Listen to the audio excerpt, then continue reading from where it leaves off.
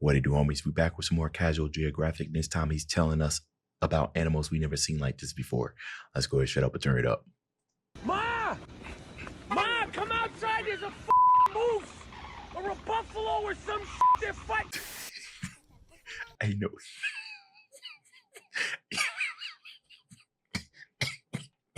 Hey. Hey, man, ain't no way that's actual dialogue. That was the actual voice.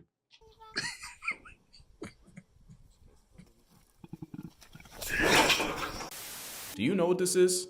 I bet you don't. Chances are, most of you have never seen this tree chunk before. I'll tell you in a second, but first, quick question. If you had to take a blind guess, how many species of mammals do you think are in the world? Think of all the ones you've seen in your entire life and try to imagine what number that would add up to.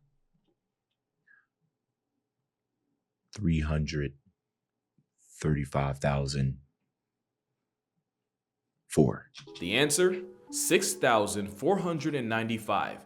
And counting, and that's just the mammals. Add in animals in general, and we're talking millions. Which brings me to my next point. I was close. Armadillo? Armageddon? Some shit like that. Illuminati. From Madagascar. What the is that? Damn, that's from Madagascar. Something from the Bronx. Oh, that's super nasty. One of the is right there on 14th Street. This man is a wordsmith. Laugh at my mans all you want, but understand if school doesn't teach it to you and you don't see it in a zoo or on National Geographic and it's not the animal of the week on Reddit, you'd have no way of knowing some animals even exist. Which is why I can personally guarantee that you haven't seen or heard of all 10 animals in this video. You might know 3 or 4, Animal Planet veterans might get 6 or 7, and hey, some of y'all might know 8 just from watching me long enough. But I promise you there's gonna be at least one animal I talk about that you've never heard of before. I put that on my hairline, and I wear this hat every video for a reason. So let's make a game out of it. If I show you something new, you lose, and you gotta comment what animal was the one to stump you. Hey, man. Hey, don't be talking about hairlines, man. I mean, I plan on keeping my dreads for a very long time. And anytime the top of my dreads, like the ones like right here, start thinning, I start combining them and everything. But my dad is 54. Yes, he's 54 and he still got a hairline. So, you know. And for 90% of y'all, the game ends right here. Because what do you think this is? Some kind of monkey? Maybe an obese lemur or an AI-generated sloth? You're not gonna believe this. It's a koala. Okay, not really, but koala is actually closer than anything else I said. This porky, dead-eyed struggle monkey is the bear cuscus, and despite looking like nature made it on a deadline with spare parts, it's actually a marsupial. This thing that looks like a Madagascar understudy is more related to kangaroos, devils, and quokkas than it is to any lemur. And that's about as much as we know about them because we haven't been able to figure out much more. They've essentially been gatekept from the rest of the world, only found on the Indonesian island of Sulawesi and remote islands nearby. We have no clue how many overstuffed tree chunguses or chungai are in circulation, and currently only 4 zoos have this monkey sloth on its roster. Even its name is an identity crisis since cuscus means possum, meaning on paper, you're looking at a bear possum, but its Latin name is Leurops ursinus, and I didn't take Latin in high school because French was too sexy, but I'm pretty sure that means cat bear. Basically, cuscus. I feel like I've heard that used and as an insult to somebody before, probably on a Disney movie. Ursinus, and I didn't take Latin in high school because French was too sexy, but I'm pretty sure that means cat bear. Like for sure. Basically, not even science had a handle on what this off-brand koala was. And they have the same meal plan as them, and since they eat nothing but leaves, they virtually spend their entire lives on quarter playback speed. In fact, this great value lemur spends 5% of its day eating and 63% resting. That's 16 hours a day eating and recovering from eating. That is load management, and boy is this tree chunk a load. They'd probably be cute if their eyes didn't disturb me on a spiritual level. This is a cuscus that has seen— I just said it sounds like life, like I ain't describing America's obesity rates. Hey, man. Hey, I'm in there, man. Ever since I've had kids, boy, I put on so much weight. I mean, yeah, I know you might not be able to see it, but there's a belly down here. It didn't used to be there. 2 kids later, there's a belly, so. They'd probably be cute if their eyes didn't disturb me on a spiritual level. This is a cuscus that has seen some shit.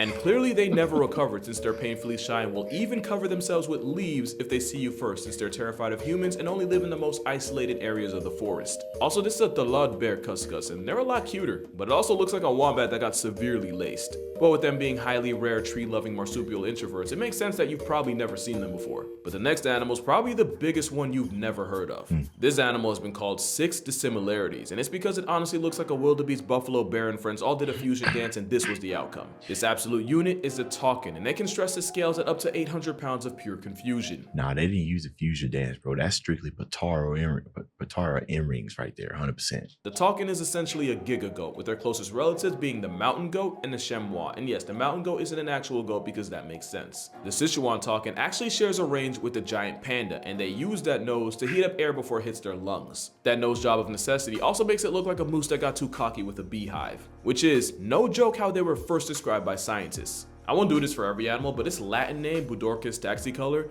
means badger-colored cow ox. Interesting. Takins also sweat oil that smells like burning rubber, and they use this to mark their territory. They're not known menaces, but they do have their moments. In 2007, a takin broke into a man's house and injured him and 8 other people, one of them a pregnant woman. And in 2018, during a routine visit from the vet, a takin decided he wasn't having it anymore, busting out his enclosure doors and wandering the zoo for an hour, injuring 2 workers in the process. Nah, see, you would think that their first instinct would be to escape to safety, but nah, they on Black Air Force activity. They real menaces out here. They says, nah, man, I gotta catch at least 2 bodies before I get out of here. They got pent up rage and burning rubber smelling oil. Basically, he's not a killer, but don't push him. Same thing with the next animal on this list, which might be the second biggest creature you've never heard of, because a tapir is endowed in more ways than one. But we'll get to that, guidelines willing. It's a giant plus-size river pig that's actually closer to horses, rhinos, and wild asses.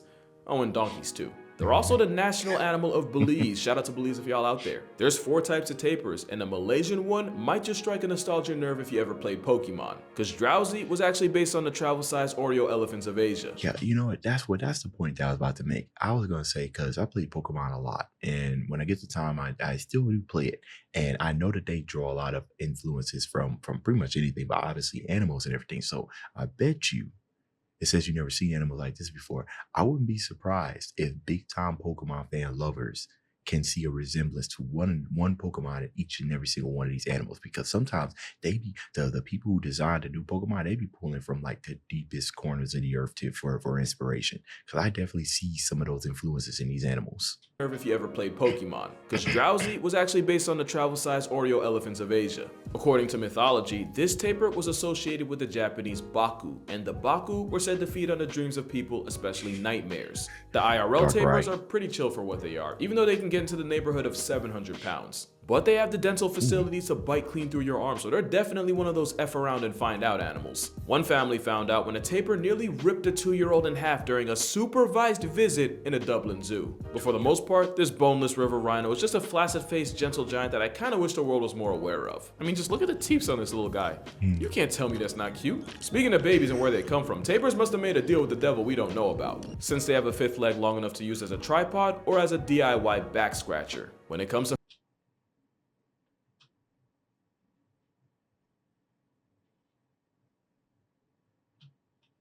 Hey man, you can't just come out of the woodwork with that, bro. Hey. herbivorous mammals of the world, the tapir is the real cock of the walk. And to cleanse your eyes from that unsolicited salami stick, I give you the sensei bunny. It's actually a rodent called a viscacha, and its closest relative is the chinchilla. But sensei bunny just makes sense, especially since this is their default pose. And it's cause where viscachas live is chilly. It's also kind of cold, so they spend every morning sunbathing and waiting to provide advice to anyone who requires it. Also, I really wish I didn't waste that Chungus joke earlier, cause come on, it's right there. And the reason they look like a vertically cheated but horizontally defeated obese wallaby is cause, like the chinchilla, the viscacha has some of the densest fur on the planet. Also, I'll be honest, I knew about the viscacha. I did not know they could move like that. That's an actual sleeper build. No, like literally, they look like they were built to sleep when they're not passing judgment. This is the look of an animal whose natural predator is a P-test. Brother is faded. But yeah, that's a viscacha. And by the way, if you didn't lose the game already, this next animal almost guarantees you will. Cause yeah, there is an animal in this picture, and it's possibly the cutest thing most people know nothing about. Bro, I lost the game before I even pressed start on this video. And that's because not only is this animal nocturnal and lives in the Amazon equivalent of a penthouse, during the day, it's sleeping in the silk cotton tree camouflaged as a seed pod fiber. And that's how the silky anteater got its name. Because when your biggest ops are eagles with some of the best vision on earth, that is the best you can do. Like the rest of the anteater family, they have claws. And unlike their cousin the sloth, they actually know how to use them. A sleeping silky will nap with its forelegs and claws right next to its face. Really not that different from dozing off with a knife under your pillow. They also can eat 5,000 ants a day, and they use that sticky barbed tongue to skewer and trap their protein. And since anteaters have 0 teeth, they have stomachs like bird gizzards designed to grind the ants down. Proof that beauty is subjective, because what's cute to us is a harbinger of death and genocide if you're an ant. But I'm not an ant and you probably aren't either, so let's just take some time to marvel at this pocket-sized baby-faced dollar brand sloth. Of course people have it. And it's not the only token from South America on this list. Cue the Hollow Knight. This might look like a regular run-of-the-mill bird, but this little dude has one of the coldest pickup lines in the game.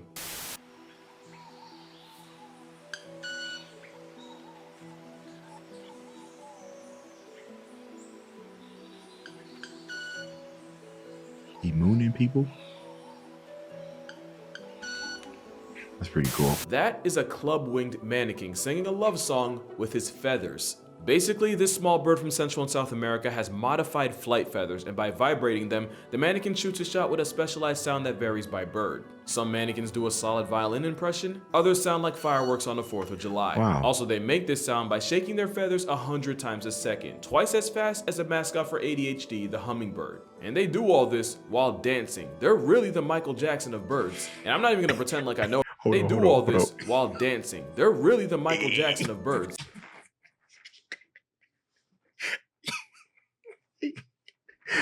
Oh, bro. Oh, he hit that move, didn't he? Oh, we ain't got nothing on him. Don't ever invite this bird to do the electric slide, bro.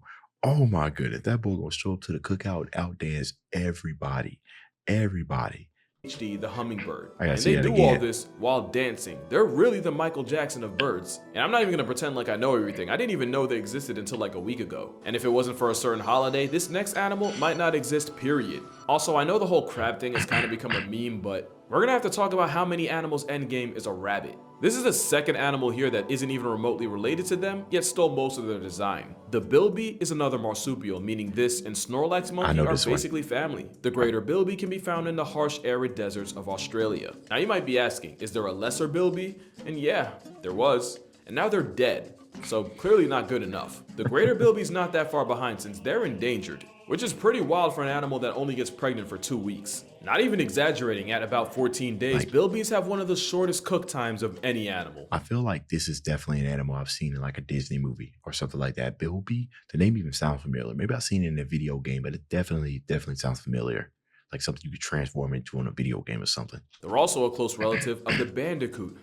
Yeah, that's a real animal, the more you know. But yeah, greater Bilbies used to inhabit 70% of Australia, and today they're barely holding on to less than 20. And a big reason was humans airdropping threats like foxes and feral cats. But these days the word's been getting out about the plight of the appropriation bunny, and they can thank the sale of chocolate Bilbies on Easter. Easter Bilbies started in '93, and they've been part of the culture ever since. It's only right that they replaced rabbits, since rabbits are one of the things that got the Bilby population in the mud. But today, there's well over 3,000 of them. Not great, but they're not in the worst spot. They're not as down bad as animal number 8, since there's only hundreds of them left on the planet. Nice transition. Nobody would blame you if you went your entire life without seeing it, since they're shy, endangered, and the only place you can find them is in special underground caves in the Balkans. The Olm is a salamander that's blind, vampire pale, and happens to be one of the most fundamentally confusing animals in the world. First of all, they're not born blind, but they lose their eyes a couple months after they're born and even grow a layer of skin over them.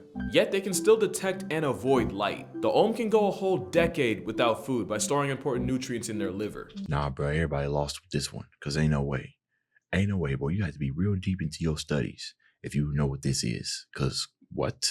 Usually when you talk about animals that live the longest, you're looking at relatively bigger creatures like elephants, whales, and tortoises. This tiny blind salamander has a lifespan more comparable to us at about 70 years, and scientists believe they can max out at well over a century. For reference, there might be an Olm salamander right now that was alive when World War I popped off. A reason for this is, unlike Archduke Ferdinand, the Olm has 0 enemies. There was even one Olm on record that straight up didn't move for a whole 7 years. The mannequin challenge was in 2016. Bro just never stopped playing. Olms don't be rushing for anybody, which is why they wait once a decade to get laid. Yeah, they only breed about once every 12 years, which is probably why there's only an estimated 400 in stock. They done protected their peace so much that their whole community finna rest in it. And for animal number 9, you're gonna have to hear me out. Hyenas aren't unknown at all, but out of the 4 species of them, the brown hyena is by far the rarest and least talked about. Which sucks, because they're actually one of my favorite predators in Africa because I love me an underdog. They're not really great hunters and will often get checked by lions and even their own spotted cousins. Not to mention wild dogs and jackals can get their licks in on their cubs.